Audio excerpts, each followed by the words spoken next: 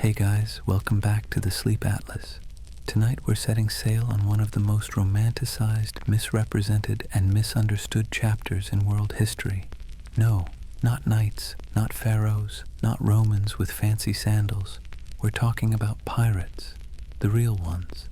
Not Johnny Depp wobbling around on deck, but the men and women who sailed the Caribbean and the Atlantic during the so-called golden age of piracy. Now here's the thing, we all think we know pirates, eye patches, parrots, R-matey, treasure maps with a big red X, but spoiler alert, that stuff mostly comes from novels, theater, and later Hollywood rewrites.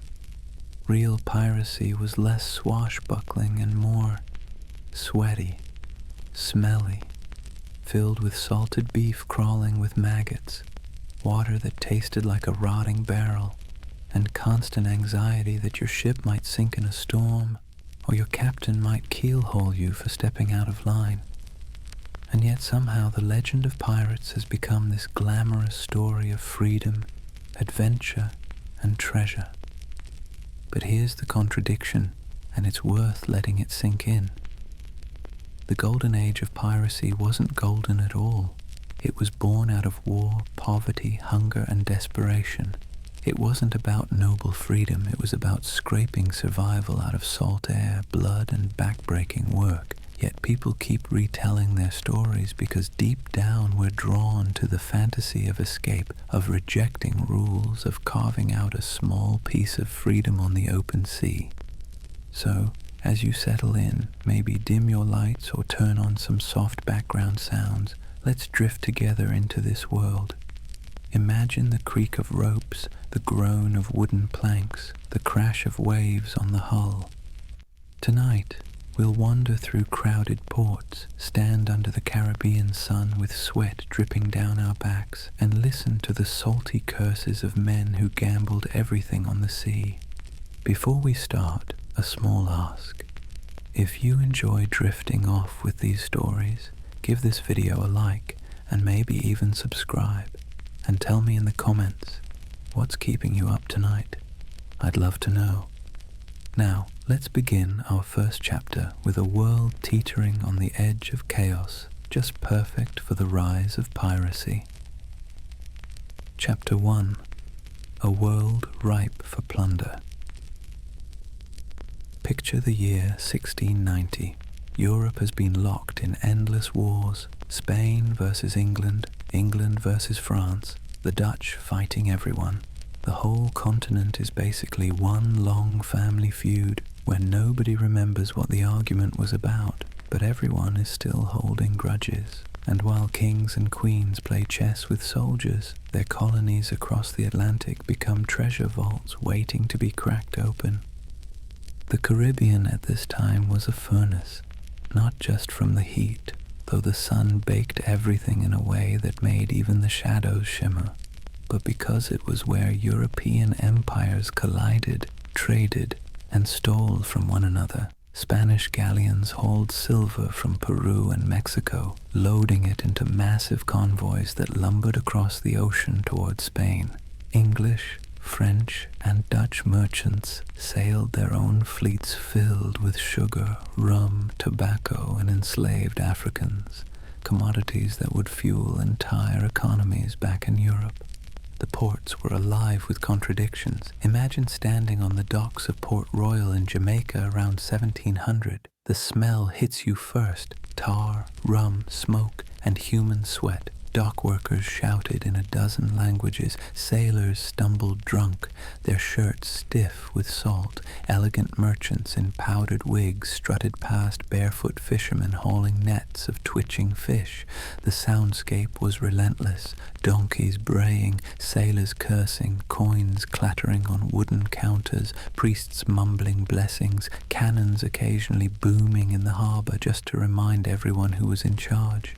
And here's the irony. These bustling colonial ports were supposed to be the crown jewels of empire, but they were also perfect breeding grounds for lawlessness.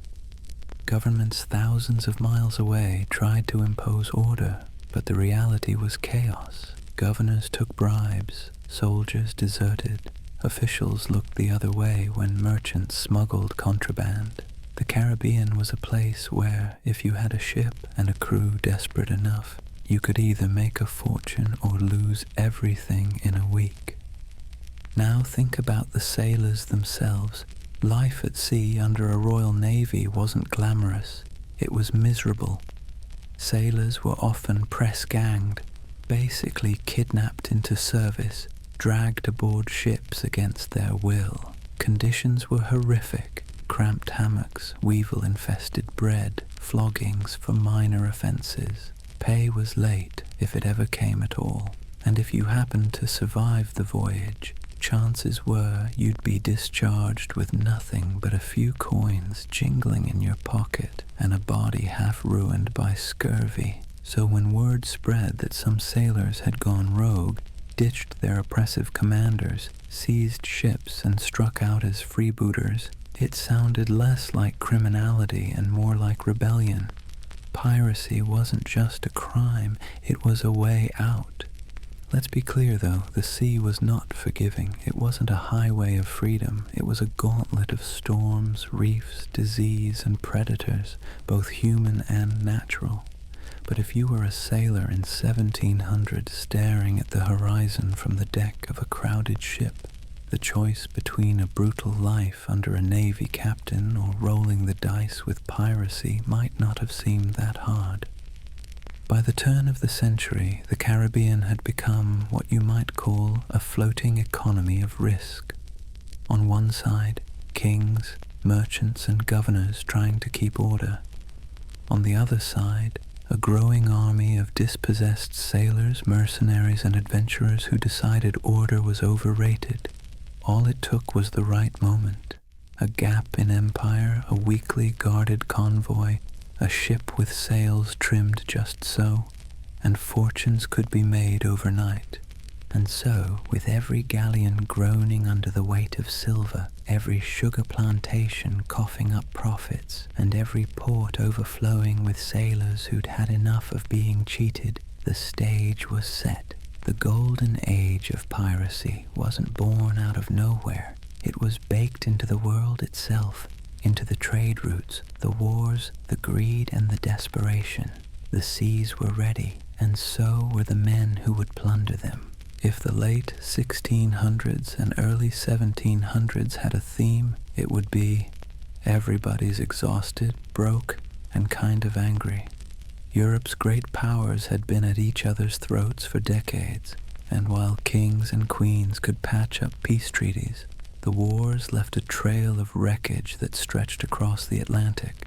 And in that wreckage, piracy took root. Take Spain, for example. Once upon a time, Spain was the big kid on the block. They had the gold, the silver, the fleets, and the swagger to call themselves masters of the New World. But by the late 1600s, their empire looked less like a shining crown and more like a rusty bucket with holes. Wars drained their coffers, silver shipments were constantly raided, and their ships, once the pride of the seas, were often outdated and slow. Spain still had territory, but its grip was slipping, and everyone else smelled the weakness. England wasn't doing much better.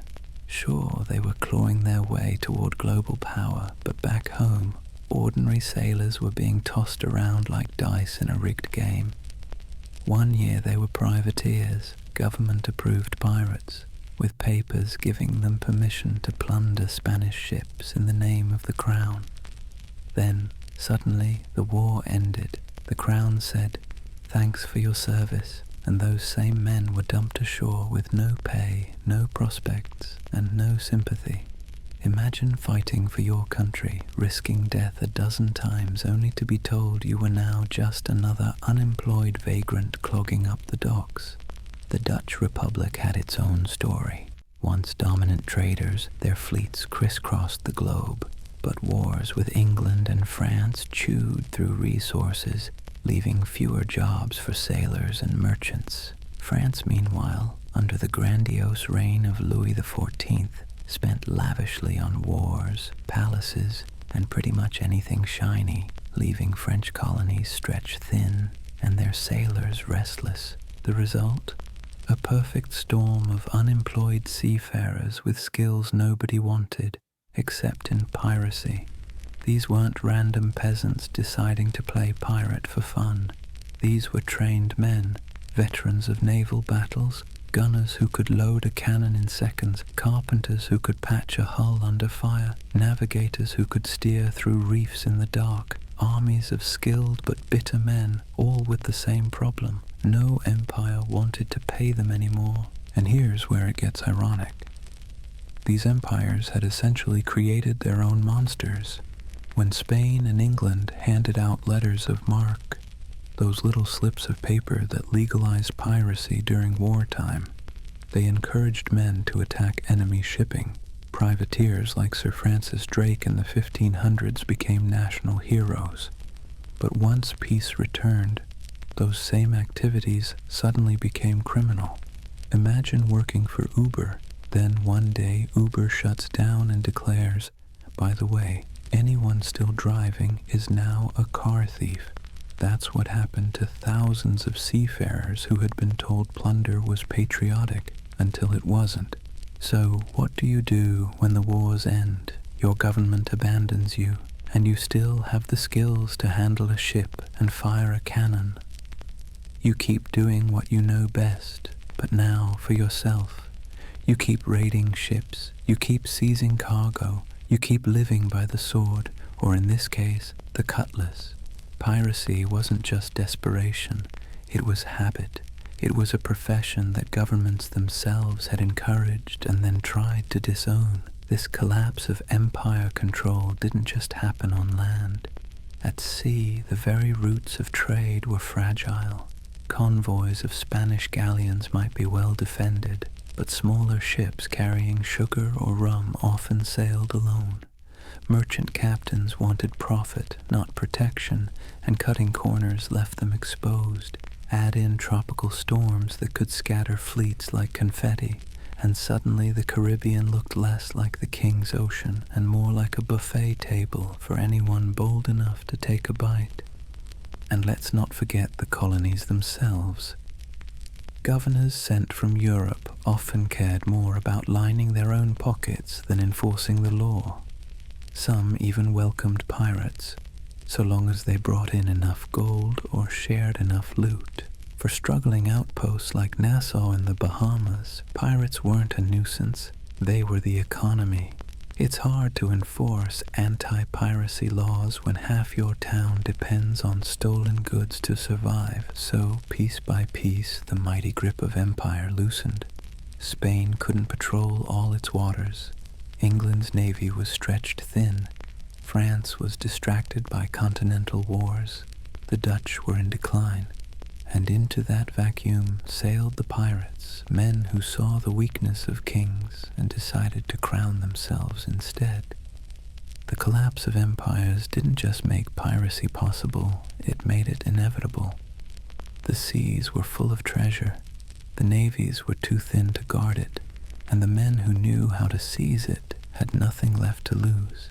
Out of that mix came not just scattered rogues, but an entire era, the so-called Golden Age of piracy, when men and women from a dozen nations chose the black flag over the king's flag.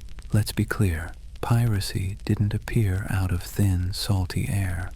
It was the awkward child of privateering, a sort of legal piracy that governments were perfectly happy to use when it suited them. To understand how privateers turned into pirates, you have to look at how the lines between hero of the crown and villain of the seas were about as thin as a ship's rope after a rat problem. Privateering was, in theory, simple. A government at war, say England against Spain, would hand out a letter of marque. This was a fancy slip of paper saying, "Go ahead, raid enemy ships, keep a cut of the loot, and send us our share." It was piracy, but with paperwork. Sir Francis Drake did it in the 1500s, sacking Spanish ports and coming home loaded with plunder. England called him a knight, Spain called him a criminal. One man's pirate was another man's patriot. Fast forward to the late 1600s, and the system was still in play.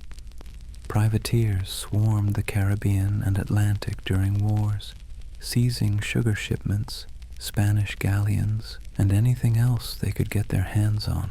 The Caribbean became a giant chessboard, and privateers were the pawns, expendable but useful. As long as the war lasted, they were tolerated, even celebrated. But here's the twist. Wars end. And when they did, governments suddenly didn't need these men anymore. One day you're proudly waving the flag of your nation, attacking the enemy, and selling stolen goods back to friendly ports. The next day, the war is over, the letter of marque is revoked, and now you're just a thief with a ship. There was no retirement plan, no pension, no thank you parade, just a shrug and an unspoken suggestion to quietly disappear. The men, however, weren't built for disappearing. They were hardened sailors who knew the rhythms of the sea better than the rhythms of ordinary life. They knew how to fight, how to navigate, how to survive storms, and, most importantly, how to take wealth by force. These were not skills easily repurposed into farming or shopkeeping. So what did they do? They kept at it. The only difference was that now, instead of doing it for a king or queen, they did it for themselves. This transition was so common it almost feels inevitable.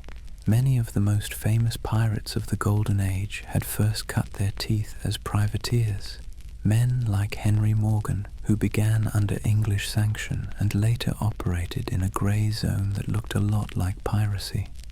Others, like Blackbeard, likely started out on privateering ships during the War of Spanish Succession before slipping into outright piracy when the war dried up. The habits, the networks, even the bases were already in place. It was just a matter of removing the official paperwork and keeping the cannons loaded.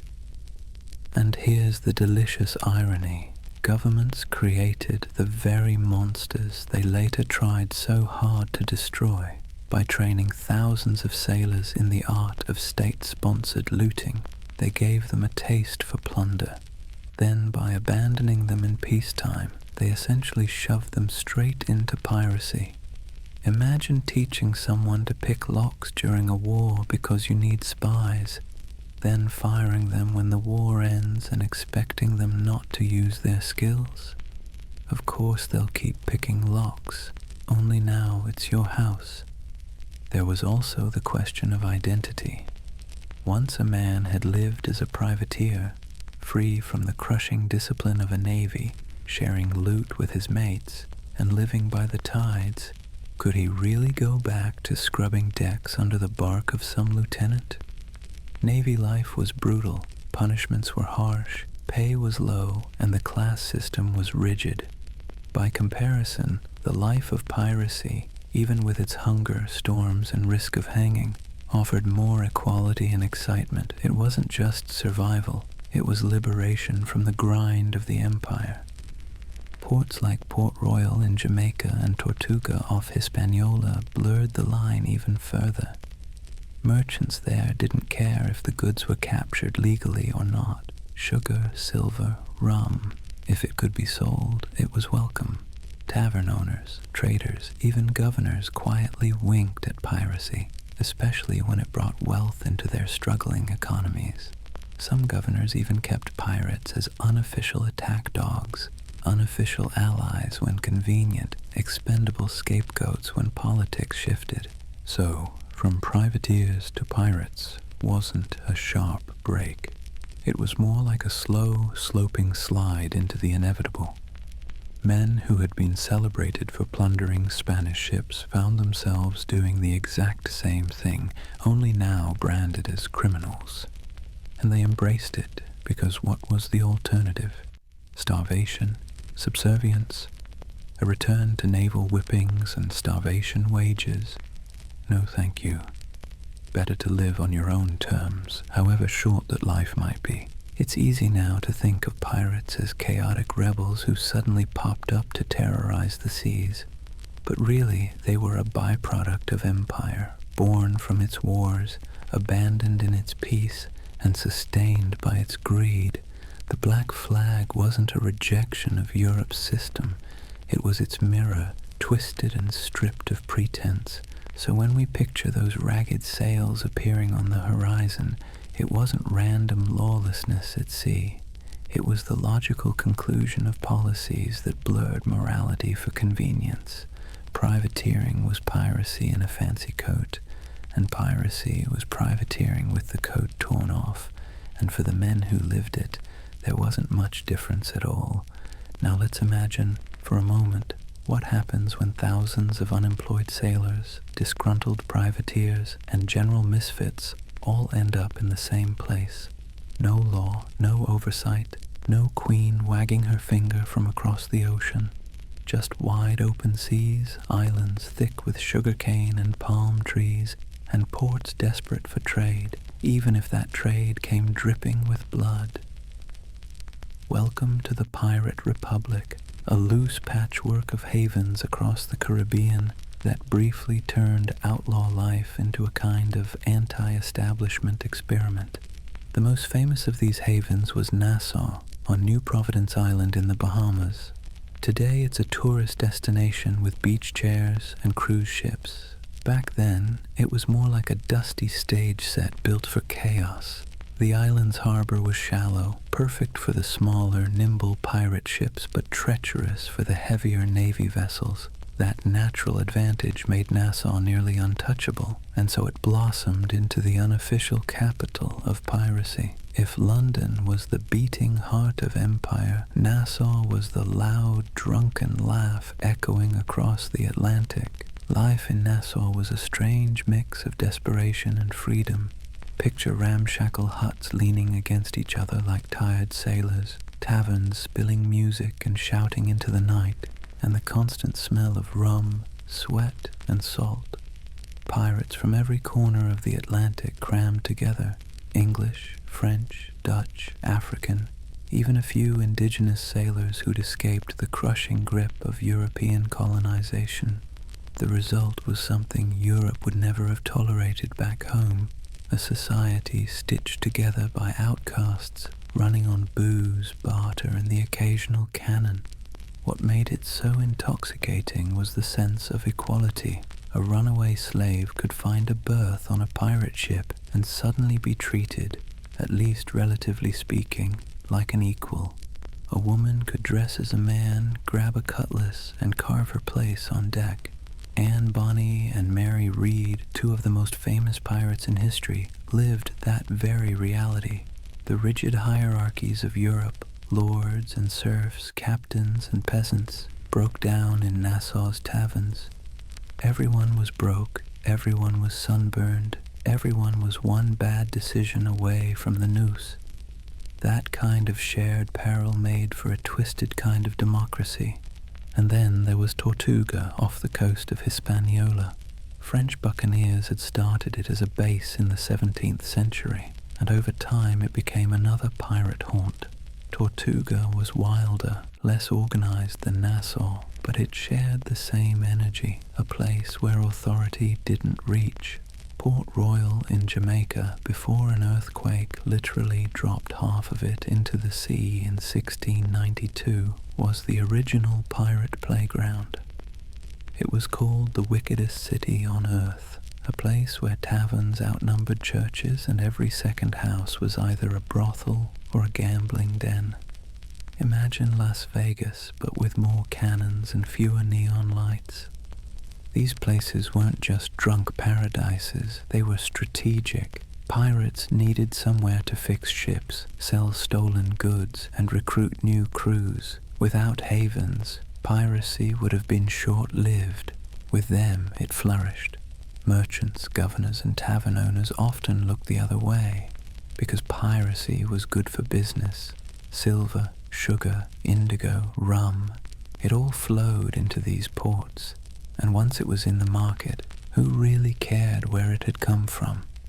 The world's first free trade zones, if you like, just with more swashbuckling.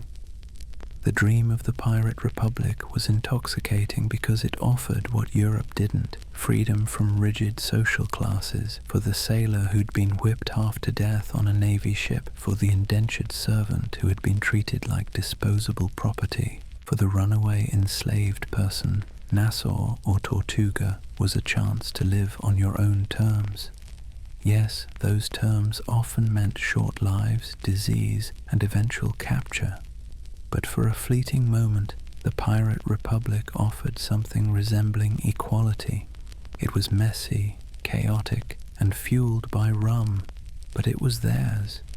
It's easy to romanticize this as some proto-democracy at sea, and in truth, pirates weren't building utopias. They fought among themselves, they drank themselves half to death, and they betrayed each other when the loot was good enough. But there was a kernel of something radical here. Ordinary people, most of them poor, illiterate, and cast aside by empire, were writing their own rules. Captains could be voted out. Plunder was divided more fairly than wages in most European jobs, and there was a sense, however fragile, that out here in the Caribbean heat, you weren't just surviving, you were free. Governments, of course, hated it. To them, the pirate republic was an insult, a slap in the face of civilization. They saw it as a cancer spreading across the Caribbean, undermining trade and embarrassing the crown. And so, predictably, they began plotting its destruction. But for a brief, shining decade or two, the dream held. A world of tattered sails and lawless harbors, where outcasts became rulers, if only of themselves. So when you hear the phrase Pirate Republic, don't imagine marble halls or noble ideals. Imagine crowded taverns with lantern light flickering on sweat-streaked faces, mugs of grog slamming onto wooden tables, and the hum of 50 different languages mixing in the night. It wasn't a nation in any official sense, but it was a community, strange, fragile, reckless, that gave piracy its beating heart. By the early 1700s, piracy wasn't just a nuisance, it was a global scandal.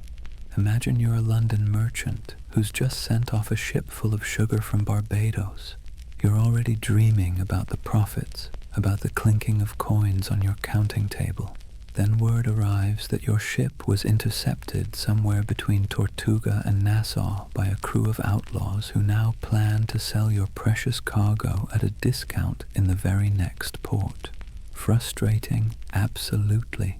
Embarrassing, even more so. And it wasn't just London merchants, Dutch traders, French planters, Spanish governors. Everyone had a stake in the Caribbean economy, and pirates cut into all of them like barnacles on a hull. News of piracy spread quickly, carried in letters, pamphlets, and gossip that traveled almost as fast as the ships themselves. In coffee houses in Amsterdam or taverns in Boston, people swapped stories of Blackbeard's blockade of Charleston or of Bartholomew Roberts capturing hundreds of vessels. Pirates became both feared and oddly admired, the same way we talk about celebrities who behave badly. They were disruptive, scandalous, but undeniably fascinating. Governments tried to project strength, but the truth was they were embarrassed. The Caribbean was supposed to be proof of European dominance, a playground of plantations, trade, and naval power. Instead, it was crawling with independent outlaws who mocked imperial authority with every stolen sail. Spain, already stretched thin across its empire, struggled to protect the treasure fleets. England, riding high after victories in European wars, now had to explain why ragged men in patched coats could blockade entire colonial cities. France and the Dutch weren't faring much better. In a world obsessed with image, piracy made the great powers look incompetent. What made it worse was that ordinary people were often rooting for the pirates, at least quietly. Think about it. If you were a poor sailor in Bristol, or an indentured servant in Jamaica, or even a small-town farmer in Virginia, Who would you rather cheer for?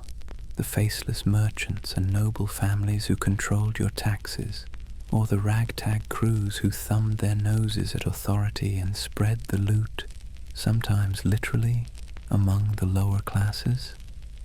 Pirates had a populist appeal. They were villains to the elite, but folk heroes to the downtrodden.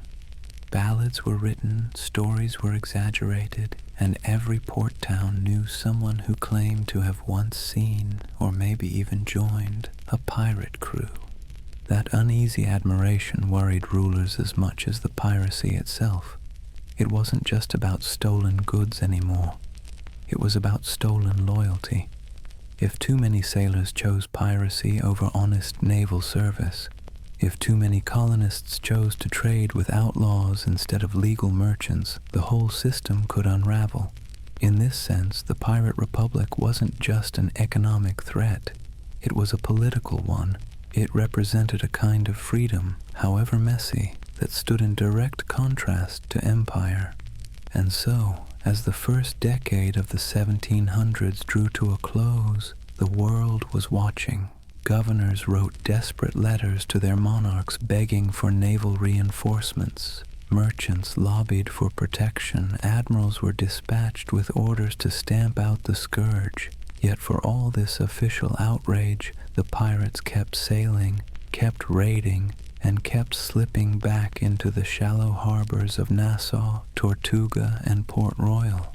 The balance of power was precarious, and for a short, chaotic stretch of years, it seemed like the pirates might actually hold their ground. But as with all things in history, nothing so audacious lasts forever. The seeds of the pirates' downfall were already being sown, even as they toasted their freedom with mugs of grog under the Caribbean moon. Kings and parliaments were growing tired of being mocked. Naval patrols were growing stronger, and alliances, those fragile bonds between men who lived by theft and rum, were starting to fracture under the weight of greed. For now, though, the world watched in equal parts fear and fascination. Pamphlets painted pirates as monsters with hearts of stone, while tavern songs turned them into legends. Merchants cursed them, sailors dreamed of joining them, and governments plotted their end. The golden age of piracy was in full swing, and like all golden ages, it glittered brightest just before the fall. Chapter 2. The Pirate's Life, Grit, Glory, and Grievance. So, let's get something straight right at the start. Life on a pirate ship was not a Caribbean holiday. You've probably seen the romantic paintings. Glorious sails catching the wind, dramatic sunsets, and dashing figures with cutlasses gleaming. But if you were actually there, you'd spend less time admiring the view, and more time trying to keep your stomach from revolting at the smell of rotting food. The pirate's life, while freer than serving in the navy or laboring on a plantation, was still back-breaking, filthy, and endlessly uncomfortable. Imagine waking up below deck in the humid Caribbean heat. The air is thick, cloying, and full of the stink of unwashed bodies, damp wood, and tar. The ceiling is so low that you can't even stand upright. Rats scuttle across the beams, and you can hear the groan of the ship as it shifts against the waves. The pirate life didn't come with feather beds. You'd likely be sleeping on rough planks, maybe with a scrap of canvas for a blanket if you were lucky. Every day began with the creak of ropes, the bark of orders, and the endless rhythm of labor needed to keep a ship moving. Food was its own special kind of torture. Pirates stole plenty of supplies from captured ships, but unless you were lucky enough to raid a fresh merchantman recently, meals were, let's say, monotonous. Salted beef, so tough you could use it as a weapon. Hardtack, which was basically a cracker but harder than stone and often infested with weevils. Grog, a mix of watered-down rum, was the drink of choice, not because it tasted good, but because plain water went bad quickly in the heat. If you were lucky, you might snag some fruit or vegetables before they spoiled, but scurvy was always lurking like an uninvited guest. Teeth loosened, gums bled, and bones ached from the lack of vitamin C. Daily chores weren't glamorous either. Pirates weren't just fighting and drinking, they were sailors first. That meant scrubbing decks, mending sails, climbing rigging slick with salt spray, and bailing water from the hold during storms. And storms, by the way, were constant reminders that the sea itself was often more dangerous than any enemy. A hurricane could scatter a fleet in hours, leaving survivors clinging to driftwood while their dreams of plunder sank to the bottom. And yet, for all this hardship, men, and a few women, chose it willingly. Why? Because compared to life in the Navy or under the whip of a plantation master, piracy offered something intoxicating: freedom. On a pirate ship, you weren't at the mercy of a cruel officer with a whip. You weren't paid starvation wages while some admiral or merchant lined his pockets. Instead, you had a say in decisions, a share of the loot, and a chance, just a chance, to change your fortune. The hardship was the same, but the dignity was different. Entertainment helped break the monotony. Pirates loved music, fiddles, pipes, and drums when they could get them. They told tall tales, gambled with dice and cards, and sang bawdy shanties that echoed across the waves. Some ships even kept pets, parrots, monkeys, or stray cats, both for company and for laughs. And of course there was always rum. Rum was less a drink than a coping mechanism, numbing sore muscles, smoothing frayed nerves, and sometimes sparking brawls that left men with more bruises than treasure. But make no mistake, life aboard a pirate ship was a constant balancing act between freedom and discomfort. The same deck where you danced to a fiddle tune at night might be awash with seawater or blood the next morning. The same comrades who shared their food with you today might vote you out tomorrow if you crossed the wrong line. It was a world where everything was unstable. The sea, the supplies, the alliances, and that instability defined the pirate's existence. So, yes, the golden age of piracy glittered, but the day-to-day life was about sweat, salt, hunger, and a kind of stubborn resilience. You didn't become a pirate because it was comfortable. You became one because, for all its stink and danger, it gave you control of your own fate, at least for a while. Here's a funny thing about pirates. They were some of the most democratic people of their time, not in the sense of voting booths and campaign speeches, but in a rough, practical way that actually mattered to the men living on those creaking decks. Imagine that. While monarchs squabbled over crowns back in Europe and kings claimed they ruled by divine right, pirates were out on the high seas voting on who got to be in charge. When a crew formed, the first order of business wasn't just raiding a Spanish galleon. It was drawing up what they called the Articles. These were pirate constitutions, handwritten agreements that spelled out everything from how loot would be divided, to punishments for theft, to the share of compensation if you lost a limb in battle. And yes, pirates had a kind of early insurance system. If you lost an arm, you might get 600 pieces of 8, a leg, maybe 800. It wasn't exactly health insurance with a friendly provider, but it was better than what the average soldier got on land, which was nothing at all. The articles also set limits on behavior: no gambling below deck, lights out at a certain hour, no deserting in battle. And yes, they often forbade bringing women on board, though that rule was broken often enough to be almost comical. These weren't arbitrary rules, they were survival tactics. A pirate ship was a pressure cooker of bad food, bad hygiene, and too many strong personalities packed into too small a space. Without rules, things would have descended into chaos faster than you can say. mutiny. Now, the captain wasn't an untouchable figure like on a Navy ship. Pirate captains were elected by the crew, and they could be voted out just as easily. If a captain was too reckless, too stingy with loot, or just too annoying, the crew could replace him with someone else. This was radical for the 17th and 18th centuries. Imagine a farmhand in Europe marching up to his landlord and saying, "Sorry mate, we've had a vote and you're fired." Unthinkable. But on a pirate ship, that was just Tuesday.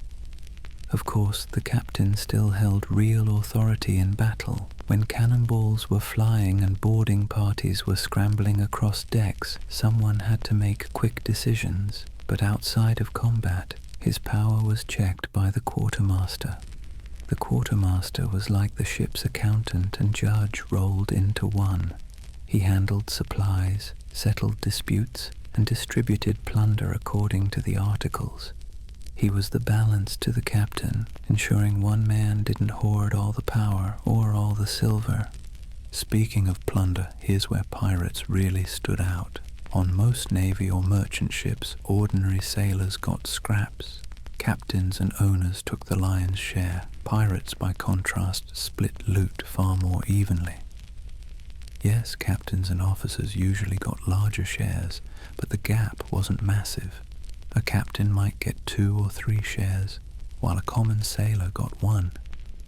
Compare that to the Navy, where a captain could rake in a fortune while the sailors were paid in arrears, if at all. For men used to being at the bottom of the social ladder, this was revolutionary. This system created a sense of buy-in.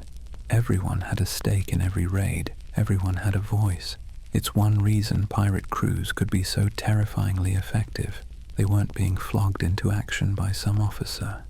They wanted to fight because victory meant coin jingling in their pockets. Cold, heavy, jangly, deliciously spendable coin. It's tempting to see this pirate democracy as noble or progressive, but let's be clear, it wasn't about ideals. It was about practicality. Pirates knew they lived hard, dangerous lives. They needed a system that kept people motivated, minimized infighting, and gave everyone a reason to stick together when things got ugly. Fair shares and voting rights weren't about enlightenment. They were about survival. Still, there's something oddly charming about it. At a time when peasants were tied to land and sailors in navies were practically prisoners, pirates carved out their own rough republics. Nassau in the Bahamas was famously called a pirate republic, and while that sounds grand, it was mostly a sandy haven of broken-down taverns, makeshift huts, and a whole lot of rum. But for the men who had once been whipped by naval officers or cheated by merchant captains, it was paradise. So picture it. A ship rolling gently on the waves, men gathered on deck, a set of articles being read aloud by lamplight, each pirate nodding, agreeing to the rules, knowing that at least here, on this rough plank of wood floating in a dangerous sea, their voice mattered. It wasn't democracy as we think of it today, but it was a kind of freedom most of them had never known before. One of the most brilliant things pirates ever did wasn't about cannons or cutlasses, it was branding. Pirates understood that half the battle was won before the first shot was fired, and their greatest weapon wasn't always steel, it was fear.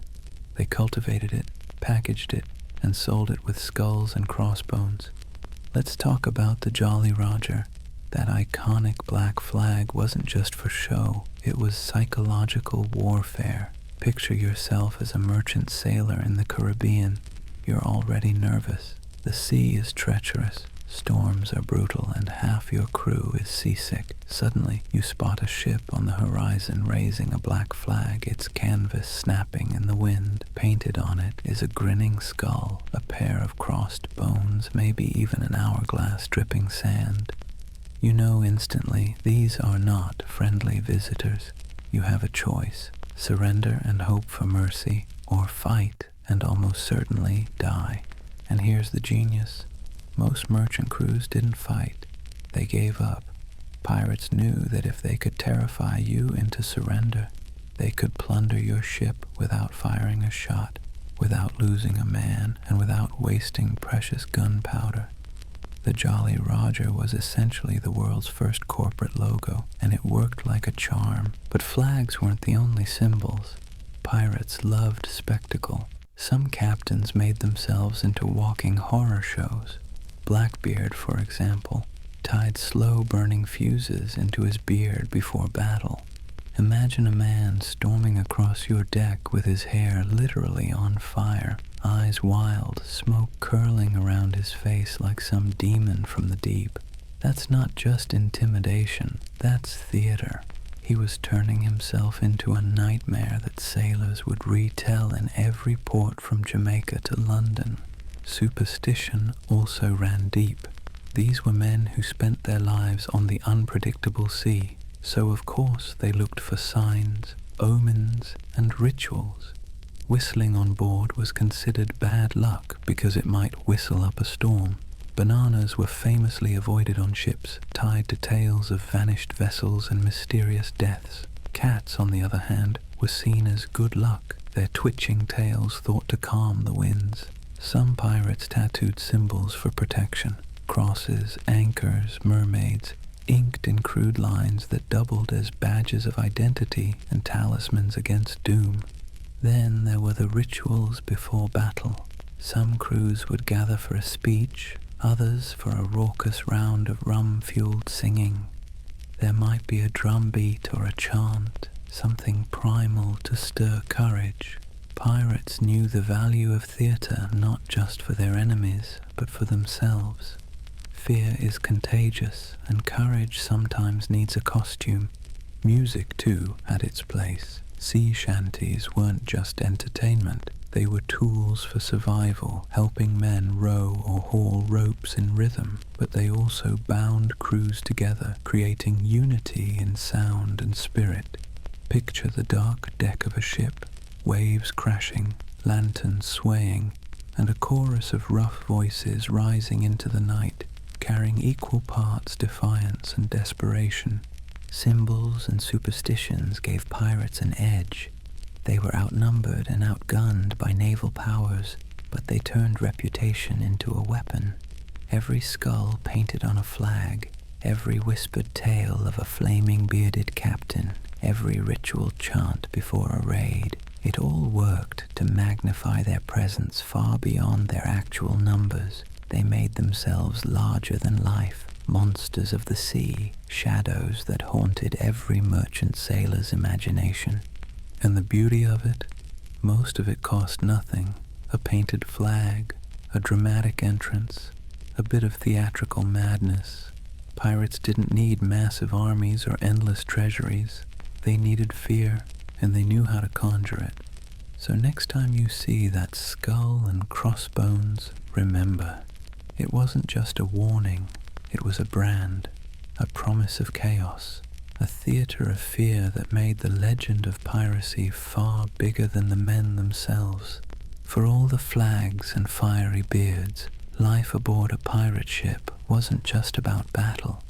In fact, most days weren't spent fighting at all.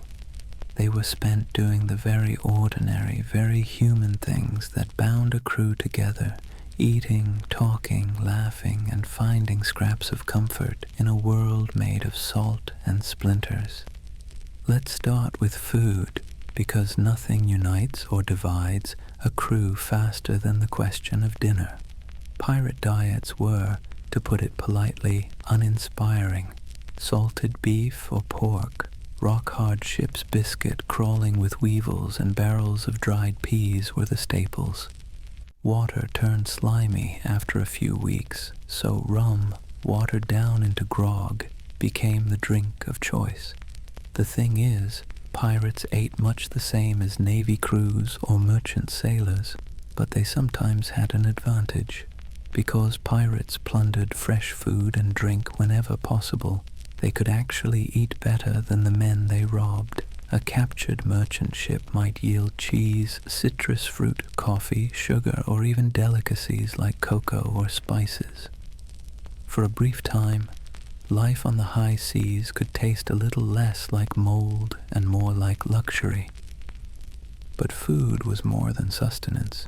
It was ritual. Sharing a meal created unity. Imagine a crew gathered on deck, bowls in hand, gnawing at salted meat and joking about who got the biscuit with the most maggots. It was grim humor, sure, but humor all the same. A bad meal, eaten together, still forged bonds. And the occasional feast, say, after a particularly good raid, was celebrated with music, rum, and more laughter than some men had known on land. Music itself was essential. Pirates didn't have iPhones, but they did have voices, fiddles, drums, and makeshift instruments. Sea shanties weren't just working songs. They were entertainment, morale boosters, and the glue that kept rhythm in both work and play. Picture the rough chorus rising under the stars, a drum tapping time, a fiddle screeching out a tune stolen from some tavern ashore. These weren't trained choirs, but the sound was raw, communal, and strangely beautiful. It stitched men together, reminding them that even in isolation, they belonged to something larger. Then there were the games. Dice and cards were popular, played with stakes as modest as tobacco or as reckless as shares of loot. Wrestling matches and contests of strength filled idle hours, with men cheering on their favorites. Betting on the outcome wasn't just fun, it was a way of creating drama in a life that could otherwise drag on in monotonous days of empty horizon. And let's not overlook the surprising inclusivity aboard pirate ships. Escaped slaves often joined pirate crews, where they could earn equal shares of plunder instead of chains. Women, though rare, found roles too, sometimes as disguised sailors, sometimes openly accepted as fighters or partners. Life aboard a pirate ship was brutal, but in its own odd way, it offered opportunities for outsiders that rigid societies on land never would. In these small details, the shared meals, the rowdy songs, the roll of dice, we see the human side of piracy. Beneath the myth of cutthroats and raiders was a community of men and women who found ways to survive, to laugh, and even to belong. Their ships were floating worlds, part prison, part family, part workplace, part tavern.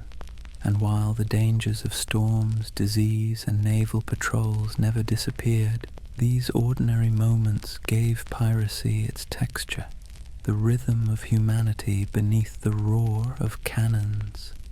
So when you picture pirates, don't just imagine black flags and treasure chests.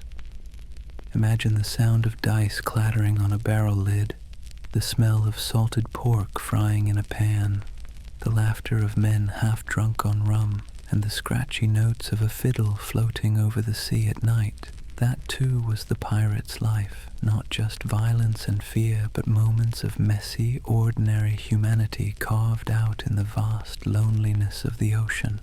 For all the adventure, freedom, and strange democracy of pirate life, you have to ask the question, why did so many men and a few women decide that piracy was worth the risk of hanging, drowning, or dying from scurvy in some forgotten corner of the sea?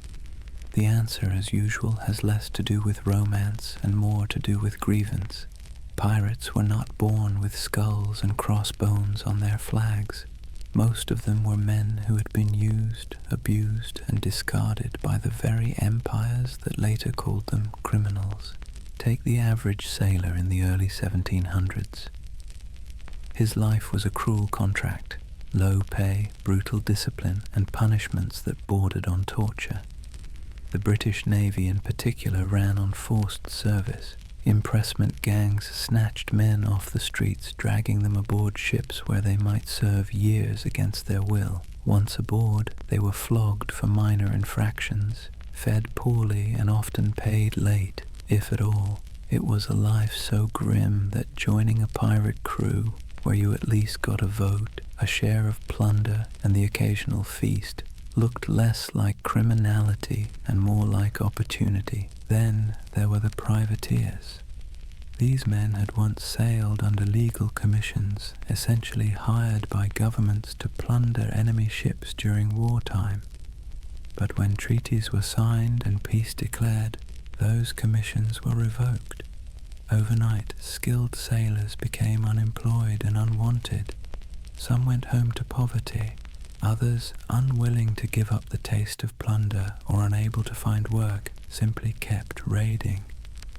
The difference was only paperwork. Yesterday's patriot privateer was today's villainous pirate. Economic desperation played its part too. Europe churned with unemployment, inequality, and waves of displaced workers. Colonies offered work, but much of it was brutal plantation labor or indentured servitude. If you were poor, your choices were few. Toil endlessly for scraps on land, serve miserably in the navy, or gamble your life on piracy, where at least the rewards were immediate, tangible, and occasionally extravagant. Even a short run of luck could mean pockets full of coin, fine clothes stripped from captured merchants, or a chance to live like a king for a few weeks before it all fell apart. And make no mistake, piracy was a protest of sorts. Pirates didn't just steal. They struck at the heart of the empires that had used them. They targeted Spanish treasure fleets, English merchants, and French plantations. Their defiance wasn't couched in noble speeches, but in cannon fire and audacious raids. To kings and governors, they were parasites. To many of the poor, they were folk heroes, men who thumbed their noses at the powers that had left them to starve. But grievances went deeper than economics. Pirates carried personal grudges, captains who had beaten them, navies that had cheated them of wages, merchants who had treated them as expendable. To hoist the black flag was not only to seek fortune, but also to take revenge on a world that had never cared if they lived or died. So when you picture pirates shouting and firing cannons, remember the bitterness beneath it all. Their laughter around the rum barrel was fueled by the knowledge that they had nothing to lose and everything to snatch. Their democracy at sea was born not from lofty ideals, but from anger at systems that had denied them dignity on land. Piracy was grievance turned into lifestyle, protest turned into plunder. That's why the golden age of piracy still lingers in our imagination. Beneath the noise of cannons and the gleam of treasure, it was the story of men who had been pushed too far, who decided that if the world offered them no justice, they would carve out their own, on their own terms, with black flags snapping in the wind. Chapter 3. Legends of the Black Flag. If the first half of piracy's golden age was about survival, grievance, and reinvention, the second half was about faces, human faces, twisted into masks of legend. Because when we talk about pirates, we rarely remember the ordinary nameless sailor swabbing the deck or the hungry man who joined a crew for a share of bread and rum. We remember the icons, the ones whose names still echo like thunder across centuries: Blackbeard, Calico Jack, Anne Bonny, Mary Red, and Bartholomew Roberts. They were larger-than-life figures, painted by both truth and exaggeration, until they became less people and more symbols of defiance. Take Edward Teach, better known as Blackbeard. He understood something fundamental about human nature. Fear gets results. He grew his beard long and black, twisting it into braids tied with slow-burning fuses. Before battle, he would light them so smoke curled around his face, making him look like a demon rising from the sea. The truth? He may have killed fewer men than you'd think, often relying on intimidation to win without a fight. But his legend was so terrifying that many surrendered without firing a shot. It was theater as much as piracy, and it worked. Then there was Calico Jack Rackham, named for his fondness for bright, flamboyant clothing made of calico. He wasn't the most successful pirate, nor the most ruthless, but he had something else: charisma. He cultivated an image of style, flair, and daring, hoisting a version of the Jolly Roger with crossed swords beneath a skull. His exploits were bold but often bungled, yet his story endures because of the people he sailed with, two of the most famous women pirates in history.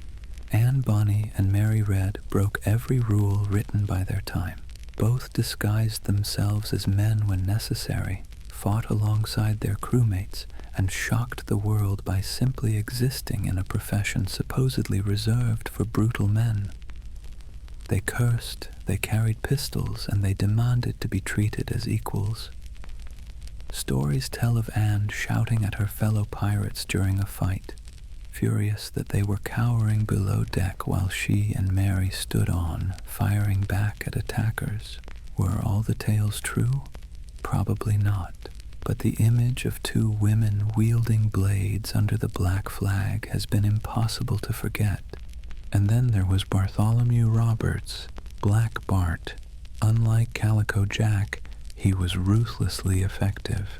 Roberts captured more than 400 ships in his career, making him arguably the most successful pirate of the era. He dressed extravagantly, wore a crimson waistcoat in battle, and carried himself with the stiff pride of a gentleman gone rogue. He turned piracy into a system, drilling his men like a navy and enforcing discipline that other captains might have laughed at. If Blackbeard was terror and Calico Jack was style, then Roberts was efficiency, a man who turned plunder into a full-time industry. These figures didn't just survive, they thrived because they understood the power of story. Pirates lived and died quickly, but their reputations could sail farther than any ship.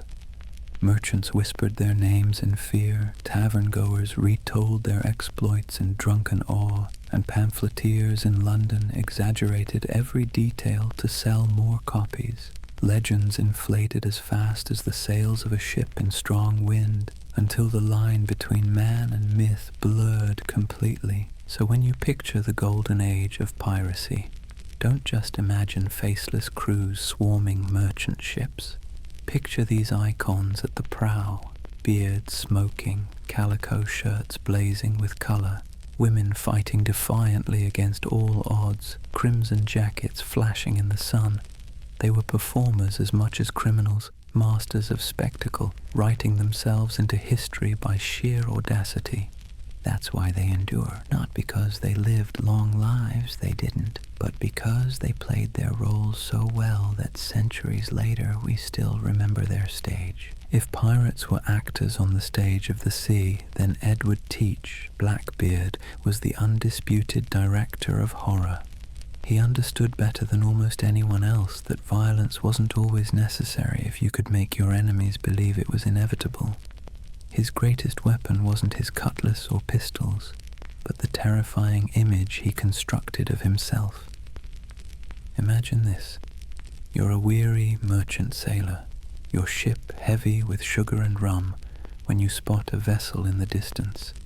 Its sails are patched but full, its hull dark and looming, and then you see him. A giant of a man with wild, coal-black hair and a beard so thick it looks like it's swallowing his face. He's tied slow-burning fuses into his braids, sparks spitting, smoke curling around him as if he's stepped straight out of hell. The sight alone is enough to send shivers through the toughest crew. Guns are loaded, cannons are aimed, but more often than not, the merchant ship simply lowers its colors and surrenders. Why fight when the devil himself has shown up to collect? Here's the funny part. For all his terrifying image, Blackbeard wasn't actually the most bloodthirsty pirate. In fact, his ledger of confirmed kills was surprisingly slim compared to others. He didn't need to spill blood when his performance did the work for him. He crafted a persona so fearsome that it did the fighting long before the first cannonball flew. Think about it. Would you rather battle a man who looked like your neighbor or a smoke-shrouded demon who seemed to revel in chaos? Most captains chose the wiser option and handed over their cargo. Blackbeard also knew the value of spectacle beyond the battlefield. He cultivated stories about himself, feeding into his myth. He'd fire pistols in the air just to startle his own crew. He once blockaded the entire port of Charleston, South Carolina, holding the city hostage until he was supplied with medicine. This wasn't just piracy, it was theater on a grand scale, a demonstration that one man and a few ships could humiliate an entire colony. It was both ridiculous and awe-inspiring. But beneath the smoke and noise, Blackbeard was a practical man. He divided plunder with some fairness, treated his crew as partners more than slaves, and knew when to negotiate. He wasn't some mindless brute. He was calculated. His use of fear wasn't just for show. It was a strategy that minimized actual risk. Why fight bloody battles when you can win by reputation alone? Still, his career was short. He rose fast and fell faster. By 1718, the British Crown, tired of his antics and the disruption of trade, decided it had had enough. Lieutenant Robert Maynard lured him into a trap off the coast of North Carolina. In a brutal fight, Blackbeard was shot and slashed repeatedly before finally going down. His severed head was hung from Maynard's ship like a grotesque trophy, a final theatrical image for a man who had lived by performance. And yet, did death end the legend? Not at all. If anything, it sealed it. Blackbeard's ghost was said to haunt the waters where he died, his headless body swimming in the waves, searching for its lost skull. Fishermen swore they saw his spectral ship, the Queen Anne's Revenge, drifting silently across the horizon. Whether or not any of it was true didn't matter. The myth had already outgrown the man. So when you hear the name Blackbeard today, you're not just recalling a pirate, you're recalling one of history's greatest performers, a man who understood fear as both an art and a weapon. His stage was the sea, his audience the world, and his performance so unforgettable that centuries later we're still applauding in awe and a little bit of dread. If Blackbeard was the terrifying face of piracy, then John Rackham, better known as Calico Jack, was its fashion icon. The man wasn't particularly fearsome, nor was he especially successful compared to others, but he had something almost as valuable as gold: style. His nickname came from the brightly patterned calico coats he wore, loud enough to be seen from a mile away. It was a choice that said, I may not be the biggest or the baddest, but I'll be the most noticeable. And in a world where fear and reputation kept you alive, being memorable mattered. Calico Jack's story would likely have been a footnote in the annals of piracy, if not for two extraordinary women who joined his crew, Anne Bonny and Mary Read. Their presence turned his otherwise average exploits into a legend that has fascinated people ever since. Anne Bonny was born in Ireland, but grew up in the Americas, the daughter of a wealthy planter. She had a fiery temper and a restless spirit. Stories say she once stabbed a servant girl with a kitchen knife, though the truth is hard to pin down. What we do know is that she wasn't content with the role society expected of her. Marrying a small-time sailor didn't calm her spirit. Running away with Calico Jack did. She traded the plantation house for the rolling deck of a pirate ship, proving herself as fierce with a blade as any man. Mary Red's tale was even stranger. Born in England, she was disguised as a boy from childhood so her family could inherit money. She grew up living as Mark Red, working as a soldier and sailor. By the time she crossed paths with Calico Jack and Anne Bonny, Mary had long since mastered the art of slipping between identities. When she joined their crew, she initially kept her disguise, But Anne, curious and bold, discovered the truth. Instead of turning her away, Anne accepted her, and the two became close allies. Now picture it, a small pirate crew led by a man in flamboyant coats, backed by two women who defied every expectation of the age. While other pirates leaned on spectacle or terror, this trio leaned on audacity. Reports from the time describe Anne and Mary fighting openly in men's clothes, wielding pistols and cutlasses, cursing louder than the men beside them. They weren't mascots or novelties, they were feared combatants. When boarding parties went over the rails, Anne and Mary were often the first in line. One of the most famous stories of their courage came during the final days of Calico Jack's career. His ship was cornered by a pirate hunter. Most of the crew, drunk and unwilling to fight, cowered below deck.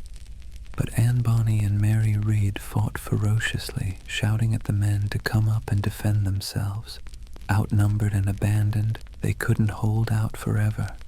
The ship was captured, and the crew taken to trial in Jamaica. Calico Jack was sentenced to hang, and before his execution, Anne Bonny reportedly delivered the coldest line in pirate history. She told him, "If you had fought like a man, you need not be hanged like a dog." Brutal but fair. Anne and Mary both escaped the noose by pleading the belly, claiming they were pregnant, which delayed executions. Mary fell ill and died in prison not long after. Anne's fate is more mysterious. Some say her wealthy father intervened to free her, and she lived out her days quietly. Others imagine she slipped back into obscurity, perhaps even finding another ship to sail under a new name. The truth is lost, but the legend remains. Together, Calico Jack, Anne Bonny, and Mary Read embodied a different side of piracy. Not the sheer terror of Blackbeard, but the wild defiance of people unwilling to live within the boundaries society had drawn for them. They weren't the richest or most feared pirates of their age, but they became symbols of rebellion, of choosing freedom over obedience, even if that freedom came at the cost of the gallows. And maybe that's why their story still resonates. Pirates are remembered not just for plunder, but for the dream of living life on your own terms, no matter how brief or dangerous that life might be. When people imagine pirates, they often picture chaos, rowdy drunkards waving swords, shouting curses, and stumbling around the deck. But not all pirates fit that mold. Some, strangely enough, insisted on discipline, manners, and even a touch of elegance. Enter Bartholomew Roberts, also known as Blackbart, the most successful pirate of the Golden Age. Not in legend, but in sheer numbers, the man captured over 400 ships in his career. That's not exaggeration, that's bookkeeping. Roberts wasn't the kind of pirate who stumbled into the life because he liked rum and adventure. He was originally a skilled navigator, forced into piracy when his ship was taken. At first he wanted nothing to do with it, but the pirates saw his talent with charts and stars, and when their captain died, they elected Roberts as the new leader. He reportedly said he didn't much care for the pirate life, but since it offered a short life but a merry one, he might as well make the most of it. That short life turned out to be remarkably eventful. Roberts stood out for several reasons. For one, he had standards. He banned drinking on his ships, which sounds downright heretical for a pirate crew. He also enforced strict rules against gambling, desertion, and even bringing women aboard. His ships ran more like naval frigates than floating taverns, and yet his men respected him because under his command they grew wealthy and untouchable. He also had a flair for presentation. While Blackbeard relied on smoke and fire to terrify, Roberts leaned on fashion. He dressed in fine silks, wore a crimson waistcoat, and carried himself with aristocratic dignity. Imagine him standing on the quarterdeck looking more like a nobleman than a pirate, with the Jolly Roger snapping in the wind behind him. His enemies saw not a ragged bandit, but a man who looked born to command. And command he did. Roberts didn't waste time on small targets. He hunted big merchant convoys and naval ships, taking prizes in the Caribbean, West Africa, and even the coast of Brazil. His reach was global. He was so effective that insurance rates for Atlantic shipping skyrocketed. Governments cursed his name, and merchants prayed never to see his sails on the horizon. Roberts also innovated. He used smaller, faster ships to outmaneuver larger warships, and he created a distinctive black flag showing a figure holding an hourglass, a grim reminder that time was running out for his enemies. His leadership was sharp, his men drilled, and his tactics effective. If piracy had generals, Roberts was one of them. But despite his elegance and order, he wasn't merciful. Roberts's raids often ended in executions or burning ships, his reputation sharpened not just by his appearance but by his ruthlessness. Yet unlike Blackbeard's wild terror or Calico Jack's flamboyant defiance, Roberts's menace came with a chilling professionalism. He was less devil of the seas and more CEO of piracy. His downfall came, as it often did, from the tightening noose of empire. In 1722, near the coast of Africa, the British Royal Navy finally cornered him. During the battle, Roberts was struck by grapeshot and killed instantly. His men, knowing what capture meant, dressed him in his finest clothes, weighted his body with chains, and cast him into the sea, denying the Navy the satisfaction of displaying him in death. Bartholomew Roberts's reign lasted only a few short years, but in that time he reshaped piracy. He proved it could be efficient, disciplined, and terrifyingly successful. More than Blackbeard, more than Calico Jack, he showed that piracy wasn't just chaos on the waves. It could be a well-oiled machine, run with precision and purpose. And in a way, Roberts's legacy marks the peak of piracy's power. After his death, the golden age began to dim. The seas grew less welcoming to outlaws, and the balance of terror shifted back to the empires. But for a moment, one elegantly dressed pirate managed to turn the oceans into his empire, and he did it not with smoke or theatrics, but with order, discipline, and an iron will. If pirates were remembered only for their hunger, sickness, or sunburn, the golden age wouldn't have stuck in our imagination. What really carved them into legend were the moments when ragged crews on creaking ships went toe-to-toe with empires and lived to tell the tale.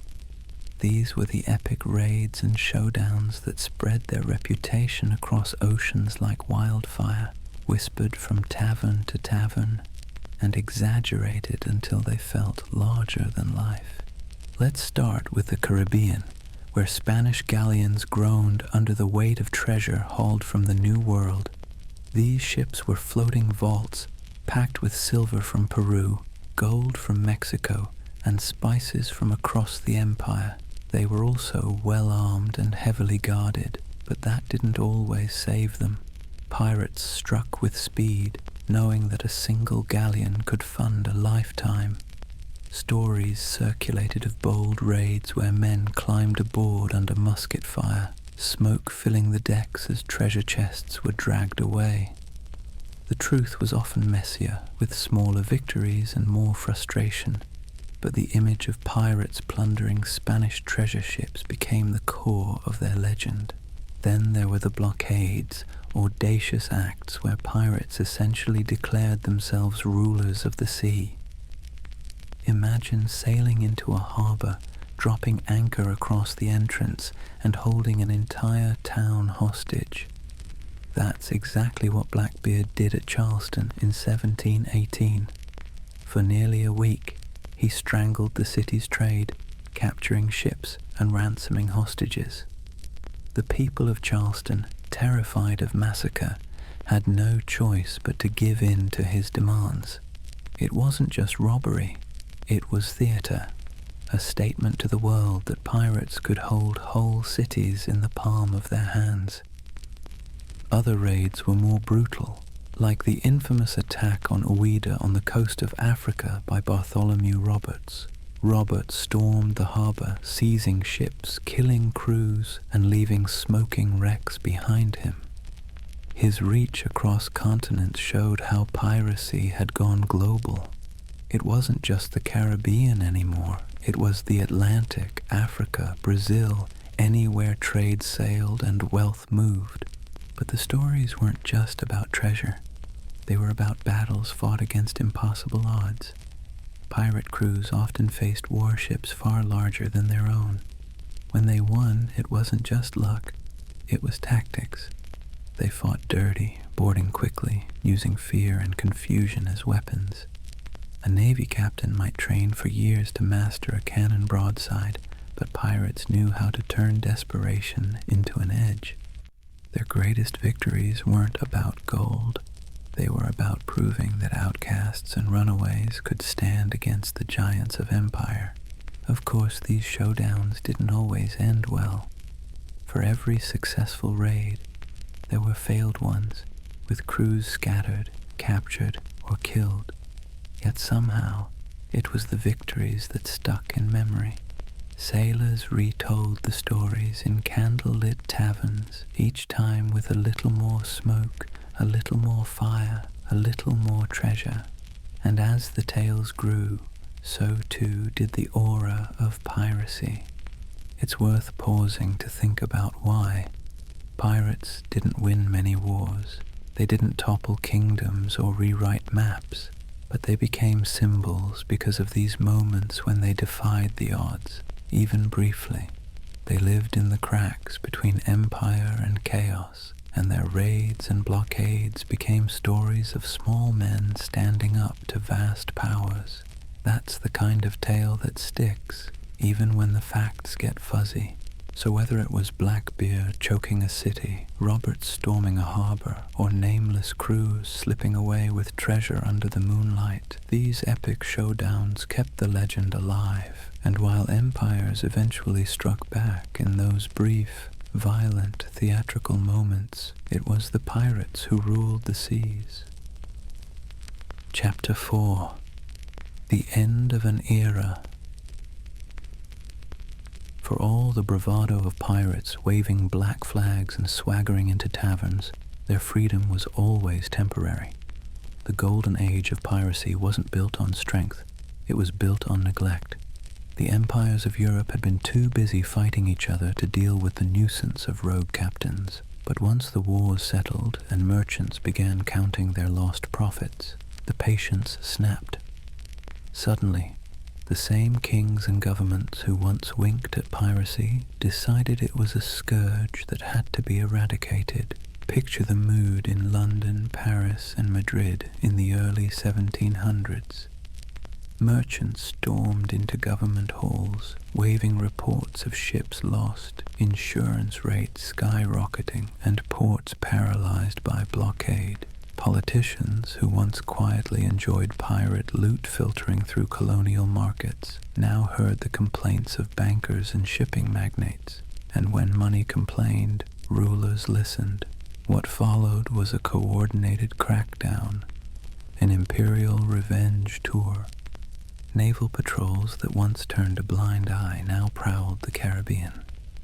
The British Royal Navy, tired of seeing its reputation mocked by half-drunken rogues, sent heavily armed frigates to hunt pirates with relentless focus.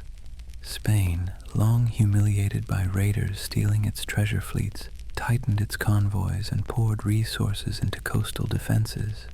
Even France, which had once tolerated privateers operating on its behalf, began closing off safe harbors. The age of indulgence was over, but it wasn't just the ships, it was the laws. Governments realized they needed not only cannons but also courts. Piracy was declared a universal crime, meaning that any nation could capture and prosecute pirates, regardless of where the crime occurred. Admiralty courts popped up across the Caribbean, in Jamaica, in Nassau, in Charleston, offering swift, brutal justice. No long trials, no sympathetic juries, just a quick hearing, a guilty verdict, and the inevitable walk up the gallows. For men who had once toasted their freedom in Nassau taverns, the sight of bodies hanging along harbor entrances was a chilling message. The retaliation wasn't always fair, nor was it always accurate. Sailors unlucky enough to be mistaken for pirates were sometimes swept up in the dragnet, condemned alongside the guilty. Colonial governors eager to prove their loyalty to crown and profit made examples whenever possible. A pirate's end was no longer a quiet slip into obscurity. It was designed to be a public warning, a spectacle meant to terrify anyone thinking of hoisting the Jolly Roger. And yet the crackdown revealed something ironic. For all the talk of pirates as savage criminals, many common folk sympathized with them. They saw governments that taxed them harshly, navies that conscripted them unwillingly, and merchants who grew fat while ordinary sailors lived on scraps. Pirates, for all their brutality, had lived outside that system, at least for a while. So when governments retaliated, it wasn't just pirates who grumbled.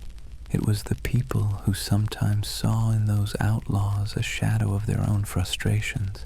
But sympathy wasn't enough to save them. Once the combined might of Europe's navies and courts turned fully against piracy, the end was only a matter of time. The sea that had once seemed wide open suddenly felt crowded with warships. The harbors that had once welcomed became hostile, and the taverns that once rang with pirate songs now whispered of hangings. The retaliation had begun, and with it, the golden age of piracy was sailing into its final storms. The retaliation wasn't just abstract policy, it had names, faces, and bloody finales. The golden age of piracy closed not with a quiet fade, but with dramatic hunts that read like the last acts of a tragic play. If pirates had been the rock stars of the seas, their final chapters were their public downfalls, staged for maximum effect. Take Edward Teach, better known as Blackbeard. His reputation had grown so outrageous that even his enemies described him with a shiver of reluctant admiration. He cultivated fear like an artist, braided his beard with smoking fuses, glared from beneath a tangle of hair, and moved through battle with pistols strapped across his chest like a walking arsenal.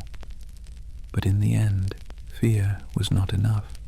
In November 1718, the British Navy decided Blackbeard had outlived his usefulness as a legend.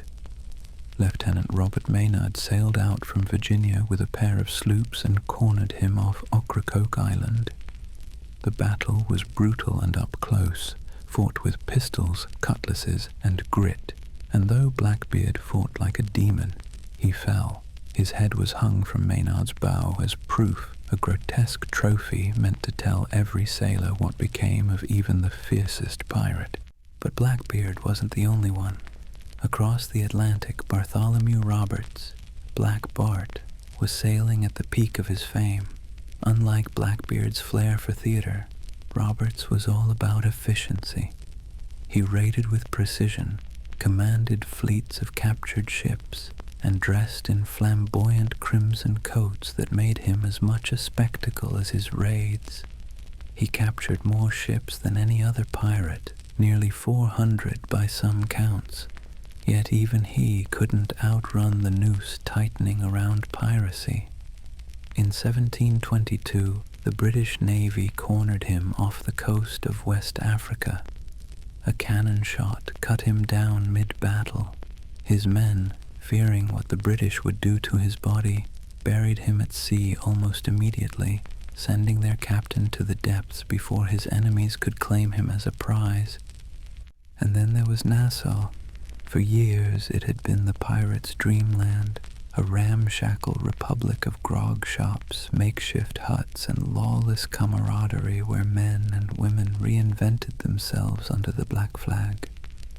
But in 1718, Woodes Rogers, backed by the British Crown, sailed in as governor.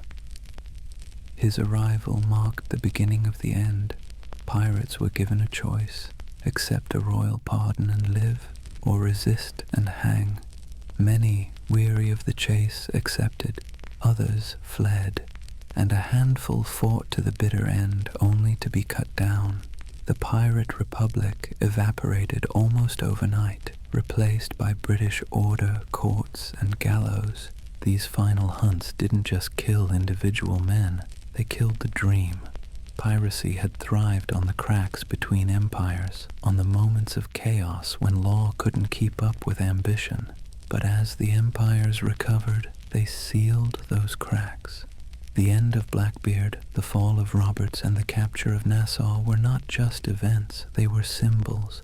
Symbols that the era of pirates ruling the seas was closing, replaced once again by the iron grip of empire. Still, in taverns and whispered stories, their names lingered.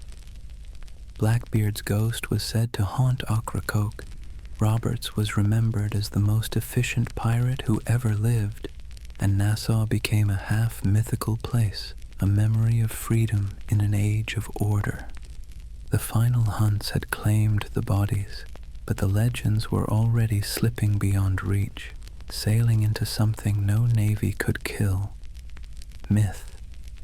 When the nooses were tightened and the bodies left swinging in the Caribbean sun, it wasn't just individual men who were gone, it was a way of life. The end of piracy marked the closing of a strange, brief experiment in freedom and rebellion. But like all endings, it was not complete. Something was lost, yes, but something also remained. So, what was lost? First, the fragile dream of equality at sea. On land, society was suffocatingly rigid. Kings at the top, peasants at the bottom, and 1,000 unspoken rules about who could eat what, wear what, or even look at whom. But on a pirate ship, things were startlingly different. Captains were elected, loot was shared, and even the least skilled sailor had a voice in the Articles of Agreement. When piracy ended, that floating democracy sank with it. Back came the brutal hierarchy of naval life, where sailors were whipped into obedience and officers strutted about like petty kings. The sea, once a frontier of possibility, reverted to another arm of empire. Also lost was the illusion of safe passage for merchant ships. For 2 or 3 decades, the Caribbean and Atlantic had felt like waters where danger lurked behind every horizon. Every fat merchantman sailing out of Havana or Port Royal lived in fear that a black flag might rise from the waves.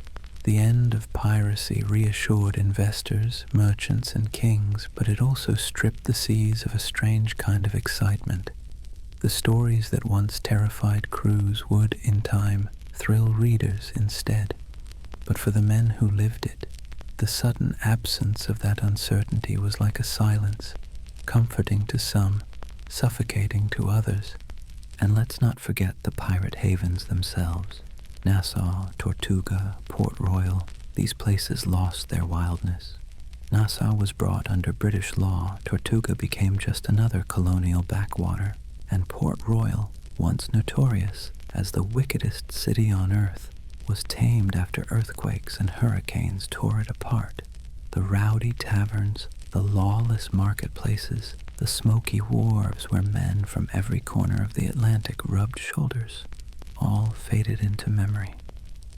In their place came customs officers, naval patrols, and clerks counting barrels of molasses with joyless precision.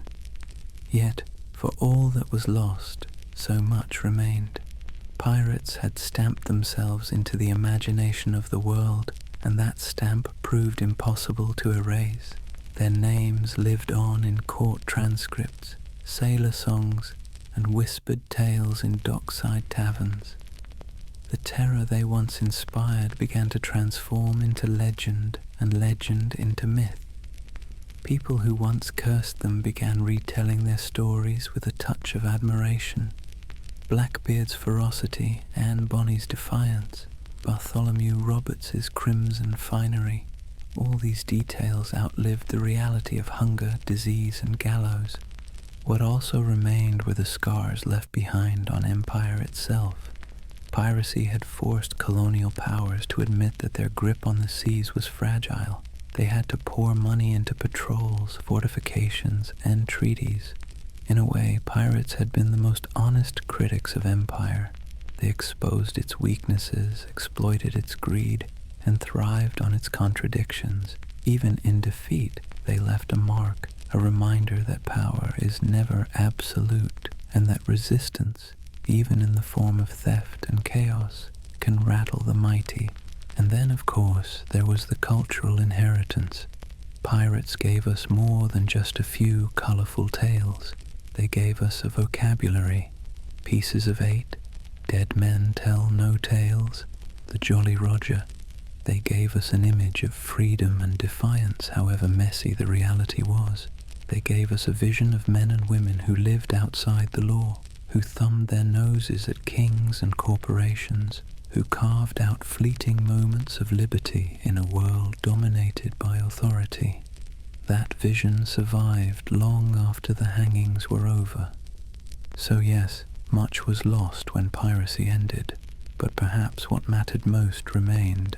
The idea that, for a brief, turbulent moment in history, ordinary people seized the sea and lived by their own rules, and even as their bodies rotted under the Caribbean sun, their legends sailed on untouchable. Here's the thing about pirates. They may have died at the gallows, but their ghosts never left. The golden age of piracy, brief as it was, cast echoes that still rattle through our culture today. You can hear it in the creak of a movie ship's rigging, see it in the skull and crossbones slapped on Halloween costumes, and even hum it in the chorus of a sea shanty that went viral on TikTok centuries after the last pirate flag fell. The age itself ended, but the echo never stopped. The first echo came in literature.